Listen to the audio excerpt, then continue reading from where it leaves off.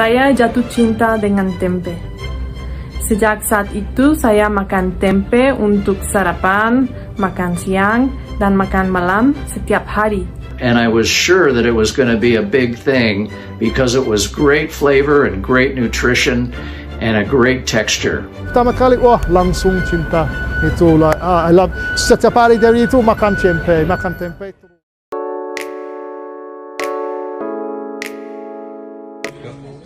Tempe Azaki, wih, ini gurih-gurihnya banget. Pokoknya kalian harus beli, harus cobain. I love you tempe Azaki. Wah. Assalamualaikum warahmatullahi wabarakatuh. Bareng AA Bos. Harapi Makan tempe, kayak protein. mantap luar biasa. Azaki tempe. Begitu aja. Siap, oke bro. Siap.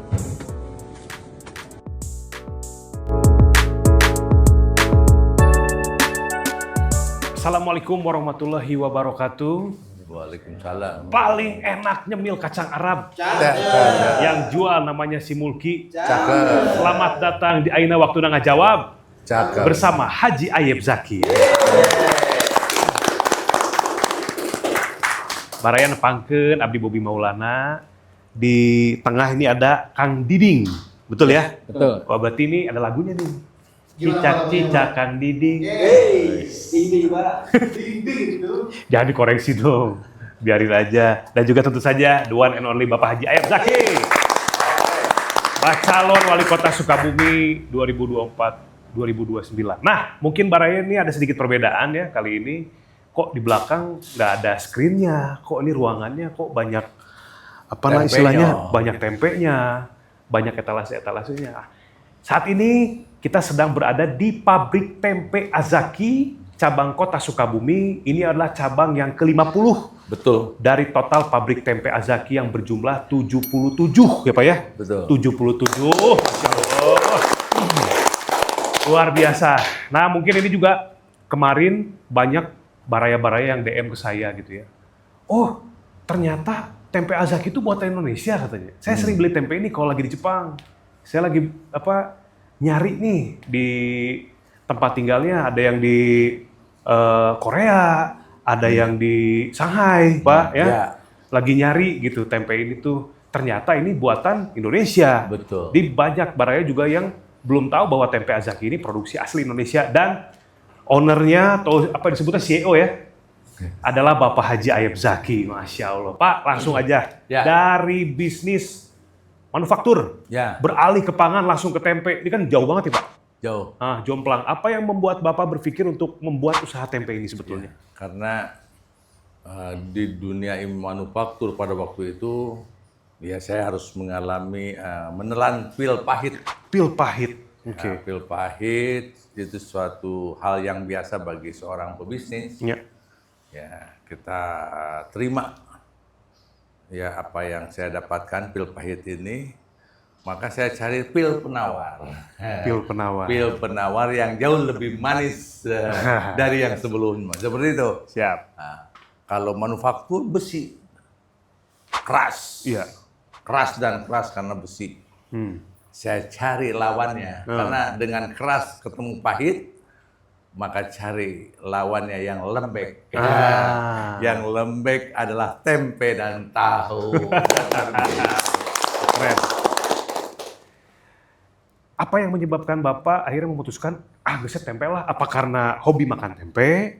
Atau karena memang melihat pangsa pasarnya dari sisi bisnis? Atau apa yang melatar belakangi akhirnya harus tempe gitu? Karena dalam situasi sangat susah, sulit, pada waktu itu, ya 2015, ya tempe adalah usaha yang modalnya sangat kecil pada waktu itu. Oh, dari situ. Jadi saya tidak perlu membutuhkan modal yang besar. Saya bergerak di sektor tempe. Sebutkan aja di bulan Agustus 2015. Awal mula tuh Pak? Awal mula, seperti itu. Tapi sebelumnya kita sudah belajar dari 2005 ya. Cuman memulai kita tempe dijadikan salah satu pilihan berbisnis setelah menerima pil pahit. Lewat manufaktur. Ya, Oke. 9 tahun berjalan dari 2015 ke 2024. Ini kurun waktu yang relatif singkat untuk jumlah pabrik sebanyak 77. Ya. Tapi sekarang Orang mungkin melihat, oh Azaki hebat, keren, ekspor ya, Ya. udah masuk ke Amerika, Australia, Jepang, Shanghai dan lain sebagainya.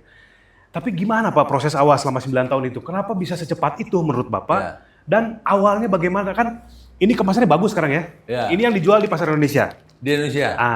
Mungkin Bara ini lihat nih ya. Ah. Ini adalah tempe yang dijual dengan kemasan untuk Jepang. Nih ada nih videonya. Iya? Iya. Sumpah. Tempe guys. Jual tempe guys, aku baru tahu. Coba. Dan gede banget lagi. Hah? Dari Indonesia? Coba kita lihat. Oh iya, ada tulisannya. Oh iya, produser rumah tempe Azaki Bogor. Dari Bogor guys, jauh-jauh emang ke Jepang. Awalnya untuk bisa jadi seperti ini tuh bagaimana Pak? Ya, jadi kalau untuk urusan ekspor, saya kan sudah belajar ekspor dari 1997. Iya. Ekspor perdana saya itu 1990, tapi itu ekspor manufaktur. Iya. Jadi regulasi untuk ekspor, ya sedikit banyak sudah punya pengalaman. Iya. Nah, cuman masuk kepada tempe, ya sangat jauh berbeda. Karena tempe adalah makanan. Sehingga ada standarisasi untuk makanan yang bisa diekspor ke negara maju seperti itu. Nah, itu prosesnya cukup lama, tidak cukup 1 tahun, 2 tahun kita jalani. Bagaimana kita bisa ekspor seperti itu dengan ya komitmen manajemen yang kita bentuk, ya. Jadi alhamdulillah ekspor perdana pada waktu itu ke Jepang berjalan dengan lancar. Dengan lancar. Kalau sekarang kan punya pabrik 77, proses pembuatannya juga sudah menggunakan mesin ya Pak, sebagian ya. Ya. Walaupun untuk pengemasan tetap menggunakan handmade gitu. Jadi penasaran, sebelum sebesar ini awal-awal gimana cara Bapak bikin tempe? Awal-awal. Pernah dengar nggak kompor SBY? Oh iya tahu. Kompor SNI itu Pak ya? Bukan, SBY. SBY. Jadi SBY itu dari limbah kayu ya. Gergaji kayu tuh. Kemudian kita pasang ini masuk ke tempat, tengahnya dibolongin. Nah, ada satu teman bolongin, ya, baru langsung dikasih api, dia keluar apinya. Awal begitu. Dari kompor SB itu. ya, karena kita benar-benar kita dengan kesederhanaan lah. Ya, jadi dari situ kita olah tempe berjalan baik. Nah, asalnya sih biasa saja. Nggak. Kita tempe sedikit kecil-kecil aja. Karena gajahnya ini mati, kira-kira begitu ya. Usaha gajah yang Ayub Jaki laksanakan ini mati ya di dunia manufaktur. Tempe ini yang menolong saya, percaya atau tidak nih, modal awalnya cuma 25 juta.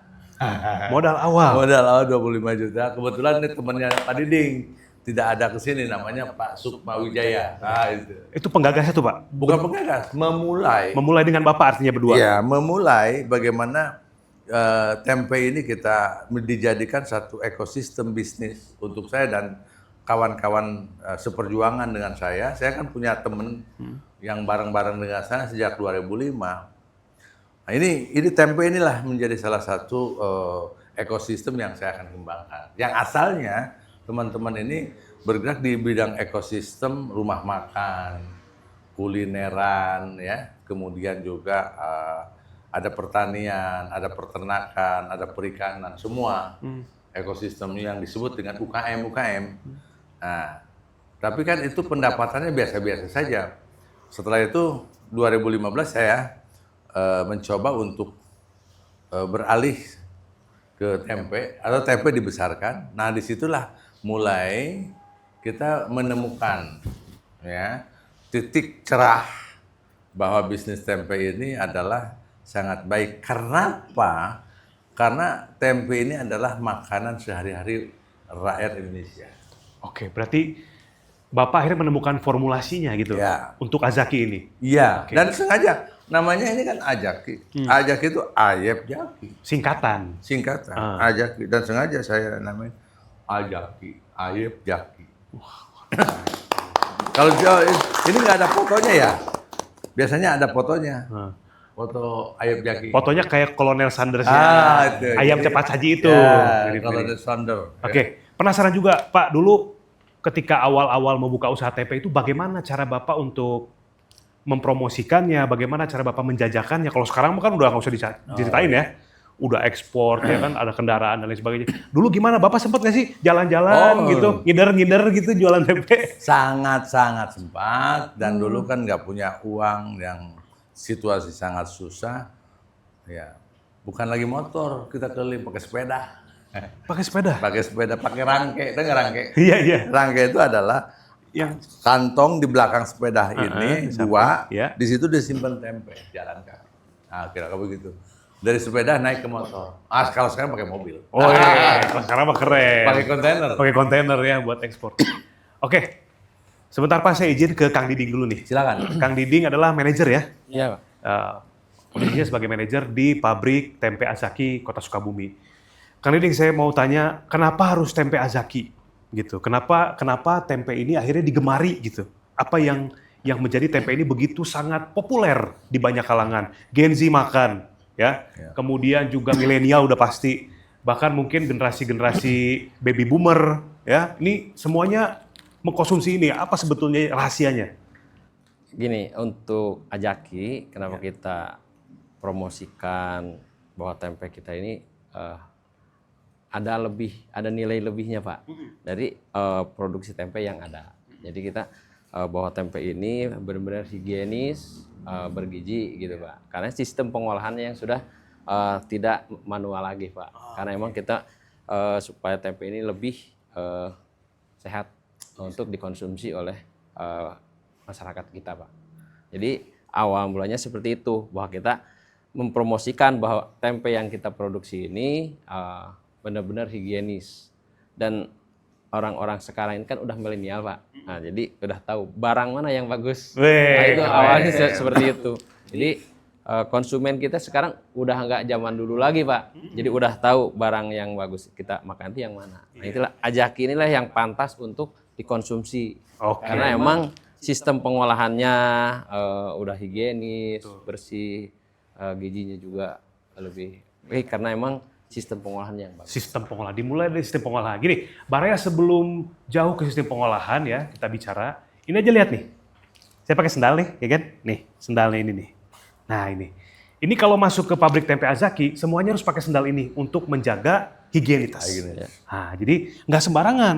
Nggak bisa kita datang-datang pakai sepatu ke sini gitu ya, kotor-kotor. Karena ini akan berpotensi untuk mencemari ya, mencemari kedelai yang akan dibuat tempe ini. Oke, kualitas. Saya setuju, ada harga, ada barang, ya. Masalah pilihan tergantung Baraya sekalian. Tapi di sini menawarkan kualitas. Kemudian, ini tempe segini banyak nih. Saya mau tanya, untuk pabrik Kota Sukabumi, per harinya, itu bisa menghasilkan berapa kotak plastik seperti ini? Oh ya, untuk wilayah Sukabumi, ini karena memang terbatas dengan wilayah juga. Ini untuk Sukabumi, Cianjur, Cibadak, dan sekitarnya ini hampir 4.000 piece per hari. 4.000 piece ini 4.000 tempe? piece, ya. Wow, 4.000 piece. Tapi ini belum menyeluruh, Pak. Belum menyeluruh. Ini baru mungkin berapa bagian yang tersentuh oleh Azaki. Oke. Karena kita juga Azaki Sukabumi ini masih mengembangkan untuk terus tumbuh dan lebih banyak lagi konsumennya. Keren. Itu yang paling penting. Research and development itu Pak ya. R&D-nya. Kenapa sebuah barang itu mahal? Karena ada research and development-nya. Mencari terus, berinovasi terus. Bagaimana supaya kualitas ini tetap terjaga. Karena banyak juga usaha makanan itu jatuh karena ketika sudah laris, lupa dia untuk meriset dan development. Dia rasanya berkurang dan lain sebagainya. Sejauh ini Pak, ini adalah tempe yang menurut saya viral. Ya, viral. Bahkan beberapa teman-teman selebriti juga sudah mencoba tempe ini. Dan memang ketika tempe ini diolah menjadi katakanlah gulai tempe, tempe orek, tempe goreng, atau dimakan mentah seperti ini, dicocol dengan madu, itu membeda rasanya. Ya, artinya bagaimana cara menghasilkan kedelai yang bisa seenak itu, artinya nggak alot gitu Pak, nggak alot dan tidak berbau gitu. Itu apa yang menyebabkan? Pada dari kualitas kedelainya dulu atau seperti apa sebetulnya?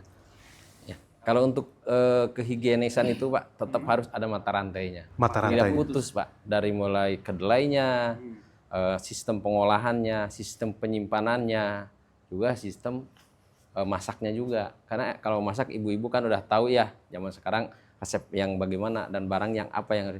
Jadi kita juga tidak bisa memutus, kalaupun ada satu aliran yang terputus, bisa jadi barang kita tidak higienis, tidak bersih. Makanya dari awal, dari mulai SDM-nya, peralatannya harus betul-betul sistematik Pak, sistem pengolahan. Pengolahannya dari mulai Untuk menjaga kualitas itu Pak. betul. Jadi higien itu bukan hanya higienis peralatan, tapi juga mulai dari bahan pokoknya gitu kalau Iya, lebih ya. Jadi ini mata rantai semuanya harus higienis. Dan kalau misalkan berbicara masalah tempe, kan ini menjadi makanan keseharian orang Indonesia, Pak Ji. Betul. Menjadi makanan keseharian Indonesia. Dan juga yang berkembang di masyarakat adalah tempe ini kaya akan protein. Jadi kalau misalkan ada keluarga mungkin yang kurang mampu, pilihan pertama pasti tempe. Karena ini dinilai memiliki banyak protein untuk merangsang perkembangan otak gitu. Ini ada hubungannya kah Pak melalui visi misi Bapak untuk mencerdaskan bangsa Oh iya, melalui tempe ini? betul. Padahal kan ada juga sebutan seperti ini. Ah, dasar nih mental tempe. Nah, bagaimana Bapak mensinkronkan itu? Silakan. Jadi gini, ya, betul sekali. Memang saya ini kan fokus waktu itu 2005 tuh bagaimana membangun ekosistem ekonomi dan pendidikan. Ya. Tentu saja sangat berkaitan erat dengan gizi masyarakat Indonesia. Ya.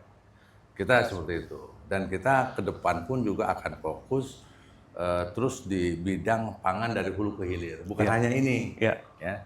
Jadi kita bukan hanya tempe, tapi bagaimana kita juga membangun ekosistem budidaya kedelai. Ya.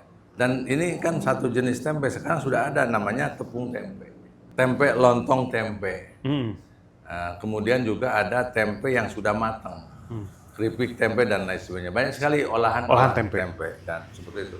Kemudian untuk khusus tempe ajaki, kalau tempe yang lain 2 hari udah basi ya. Iya. Di udara apa namanya? Udara Bebas. udah bebas. Tanpa kulkas gitu Pak Tanpa istilahnya. kulkas, 2 hari ini udah nggak bisa dimasak lagi. Betul.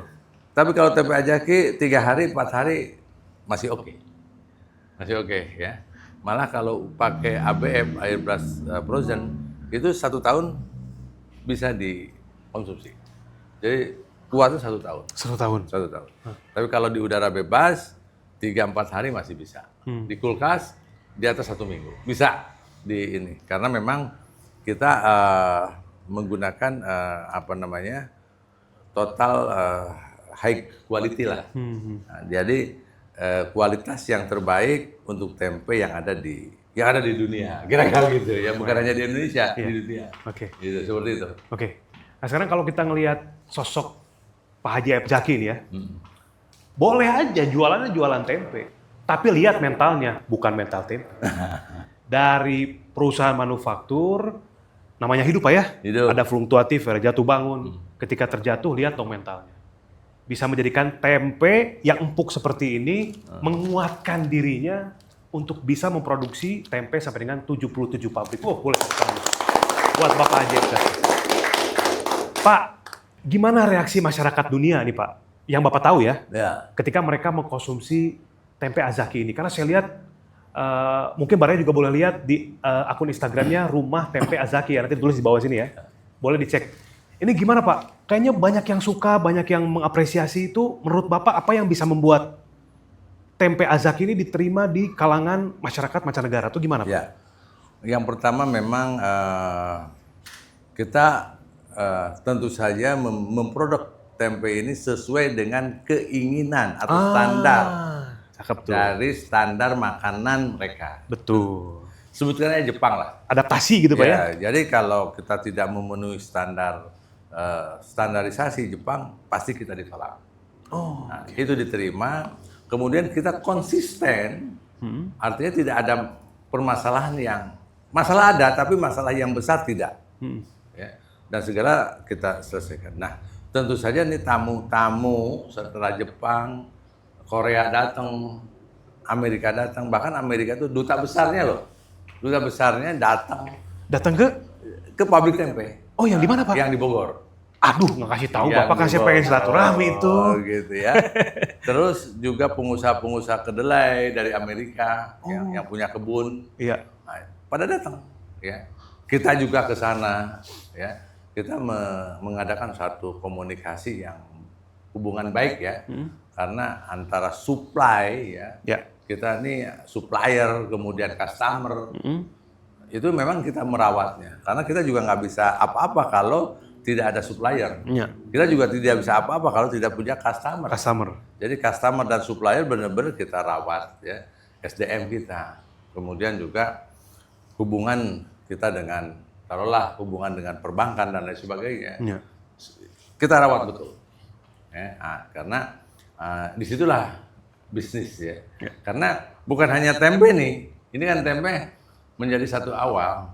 Nah, insya Allah kita akan menjual produk-produk di luar tempe. Wih, Ya. Menjual produk-produk di luar tempe yang bisa kita jual ke mancanegara. Apa contohnya, Pak? Saya sekarang sedang mengembangkan budidaya pembibitan jagung. Jagung. Oke. Jagung hibrida, produk sendiri. Bibit. Padi, produk sendiri. Oke. Ya. Kemudian juga budidaya melon, nanas, ya, cabai, tomat. Itu kita udah mulai, ya. Termasuk juga durian. Wih. Durian, alpukat. Tapi memang itu masih perlu waktu yang cukup panjang. Tapi ini adalah menjadi satu bagian dari buah-buahan lokal ini. Bagaimana buah lokal Indonesia bisa menjadi masuk kepada mancanegara. Oke. Karena saya minimal hari ini sudah punya 7 customer yang negara berbeda. Australia, Thailand, Amerika Serikat, Jepang, Taiwan, Hong Kong, ya. Itu Korea ya. Ada 7. Kita akan berkomunikasi terus dengan mereka. Manakala kita sudah memiliki produk Indonesia ya, produk atau buah-buahan atau sayuran asli Indonesia yang kita bisa jual kepada mereka, yang tentu saja standarnya standar apa yang mereka butuhkan. Inginkan. Nah, Oke. Tapi saya nggak mau buru-buru itu. Kenapa? Kita akan pastikan kualitas barang-barang ini memenuhi standar yang mereka ingin, terutama masalah pestisida. Oh iya, itu Jadi kandungan pestisidanya sesuai standar mereka, itu yang penting. Oke. Jadi standar kualitas dan konsistensi produksi. Karena dengan mereka kalau harus konsisten, tidak boleh sekarang kirim nanti tidak kirim. Ya, contoh saja umpamanya nanas, ya, terus lagi durian, alpukat. Walaupun di sini yang musiman, tapi mereka mintanya rutin. Nah, bagaimana caranya supaya ini jadi rutin? Nah, inilah dari sekarang ke depan, ya, apakah nanti 3 tahun, 4 tahun, 5 tahun ke depan, tapi setelah tempe ada nanti produk-produk dari Indonesia yang kita bisa jual ke mancanegara. Oke, keren banget, Bapak. Pak, untuk melon, tomat, seperti yang Bapak sebutkan tadi, apakah sudah menemukan formulasi seperti yang Bapak temukan pada tempe Azaki ini atau masih dalam pengembangan? Masih dalam proses trial and error. Oke. Contoh saja umpamanya nanas. Ya. Nanas ini kan 1 tahun lebih. Jadi 1 tahun lebih, mungkin 14 bulan gitu ya. Iya. Baru bisa dipanen. Lama ya? Lama sekali. Ya tapi kalau kita nggak pernah nanam, nggak pernah tumbuh. Nggak pernah ada. Iya. Durian. Iya. Saya nanam tuh dari mulai label putih, label kuning, label biru, ungu, dan label biru. Kita nanam. Artinya apa tuh Pak label-label itu? Menentukan apa? Standar indukan ya, kalau putih indukan. Tapi kita kan nggak mau salah dari awal, maka kita nanam pohon durian ini menggunakan label-label yang tersertifikasi ya. Nah, itu kan perlu waktu berarti 5-10 tahun ya. 5 tahun, 10 tahun. Nah, baru setelah ini kita penjajakan untuk menjual ekspor, termasuk alpukat, melon. Melon ini juga nggak mudah mendirikan. Ya. Ini saya mencoba udah 14 greenhouse. Ya. Tapi insya Allah sekarang udah mulai ketemu nih, kira-kira gitu. Udah ketemu. Nanti Kak Bobi nanti sekali-kali kita podcastnya di kebun melon. Boleh, cakep tuh Pak. Kebun melon ya. Iya, Nanti pas panen ya. Siap. Karena insya Allah 20 hari lagi panen kita. Wih. Makan melon kita nih. Aduh. Podcastnya di kebun Melon. Ya. Nah, ini adalah awal kita. Ya. Kenapa kok melon? Karena memang melon hampir di semua hotel ada, di rumah makan semua ada. Betul. Melon ini udah buah-buahan keseharian gitu ya, seperti halnya pisang, Iya, jeruk, iya. seperti itu. Jadi kita mulai Iya. sesuatu. Karena tapi tempe terus jalan.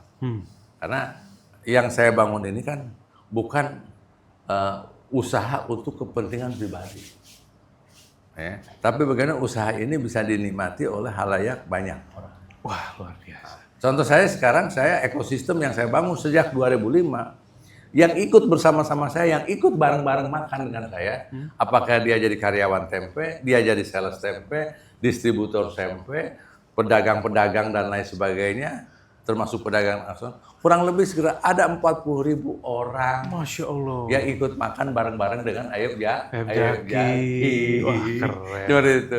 Jadi kita bagaimana berusaha hidup ini bisa bermanfaat untuk banyak orang. Oke. Ya. Dan saya ingin perbanyak lagi kalau bisa, bukan hanya 40.000 dong. Bisa nggak 4 juta? Kan gitu. Dan 40 juta. gitu. Nah, itu dia tagline-nya menata kebaikan dari Sukabumi untuk Indonesia. Wih, Nah itu makanya saya senang dengan Kak Bobi ini. Punya visi yang jauh, masih muda, punya kemampuan yang cukup baik. Kita padukan Ayub Jaki, Bobi Maulana, Ayeuna Ayub Jaki, Bobi Maulana, waktuna dari Sukabumi untuk Indonesia. Oke. Mungkin ini salah satu pertanyaan yang mungkin ada di benak Baraya juga. Ini untuk masalah kacang kedelai, Pak. Ya, Ini apakah Bapak punya lahan sendiri kah? Atau memang impor? Atau seperti apa? sementara memang impor Dari?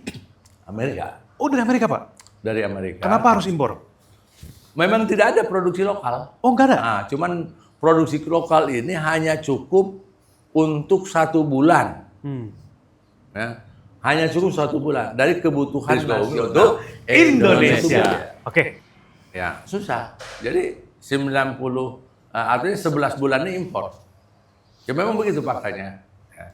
Tapi, ya kelak kalau saya berkuasa ya saya akan bikin nih ya, di Papua ya.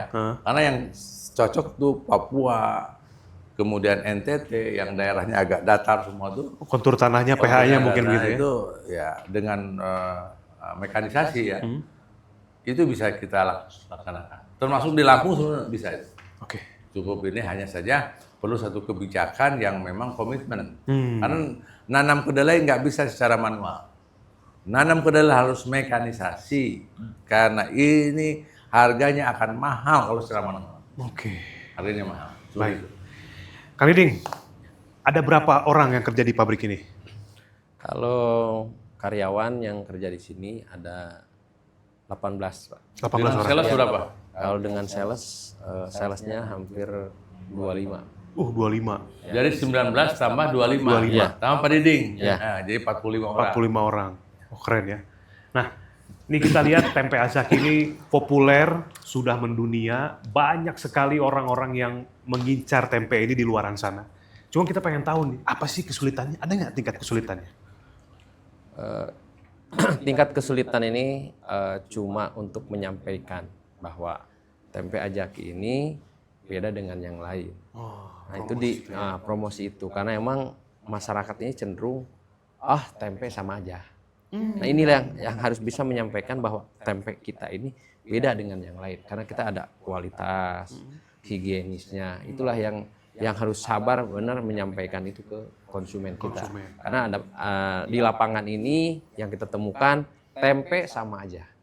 Kenapa bisa beda? Ini kecil tapi mahal, itu besar tapi murah, tapi sama aja tempe. Nah, itu yang harus bisa kita menyampaikan. Itulah kesulitan kita, bagaimana menyampaikan bahwa tempe kita ini ada nilai lebih.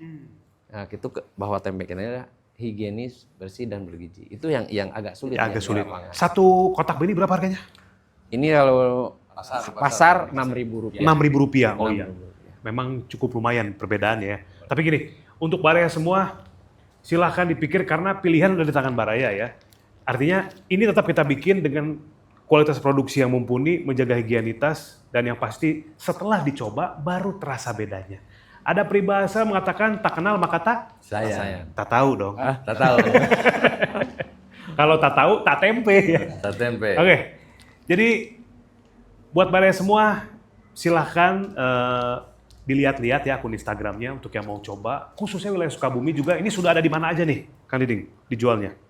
Kalau untuk Sukabumi, Sukabumi Kota, Cibadak, Kabupaten Sukabumi. Di pasar-pasar ada semua ya? Pasar semua sudah ada. Oke. Nah, Pelabuhan Ratu, Cianjur juga ada. Oke. Buat yang penasaran, silahkan dicoba. Pertanyaan pamungkas ini untuk sang owner ya, sang penggagas, creator of the Azaki Tempe.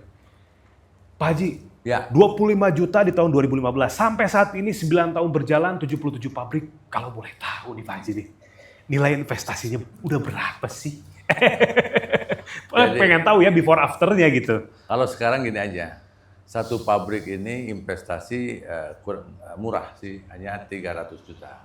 Satu pabrik? Satu pabrik yang seperti Sukabumi ini ya. Di luar lahannya kita sewa. Oh ini sewa Pak Haji? Kalau lahannya sewa, kalau ini enggak milik sendiri. Oh ini milik sendiri? Nah, kecuali kalau ada milik sendiri, ya lahannya umpamanya dibeli 1 miliar, ya berarti 1 miliar 300. Jadi untuk konstruksinya kurang lebih 300 juta. 300 juta. Nah, untuk kapasitas 1 ton. 1 ton setengah. Ini terstandarisasi-kah besaran pabriknya atau beda-beda? Beda-beda. Beda-beda juga. Beda kan gini, sekurang-kurangnya kalau sekarang tuh minimalnya 1,5 ton. 1,5 ton sampai minimal. Itu kita bikin pabrik harus 1,5 ton minimalnya. Nah, kalau sebelumnya sih agak bebas ya. Sekarang udah 1,5 ton. Karena permintaannya juga banyak ya Pak ya? Seperti itu.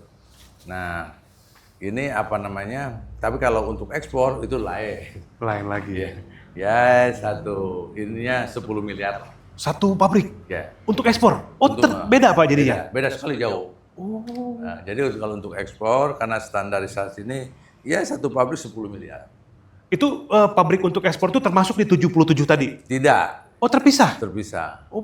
Yang 77 ini adalah untuk lokal, yang ekspor itu tersendiri. Ada berapa pabrik Pak untuk ekspor? 2 pabrik. 2 pabrik? Baru 2 pabrik. Tapi 10 miliar ininya, investnya. Tapi kalau untuk lokal ya kayak gini ya 300 juta di luar lahan. Kalau lahannya 500 juta, 800. Oke. Ini kita... Tapi yang sulitnya kan begini. Karena tempe ini kan gampang-gampang susah gampang. jadi ada yang 1 tahun belum sampai dengan break even point.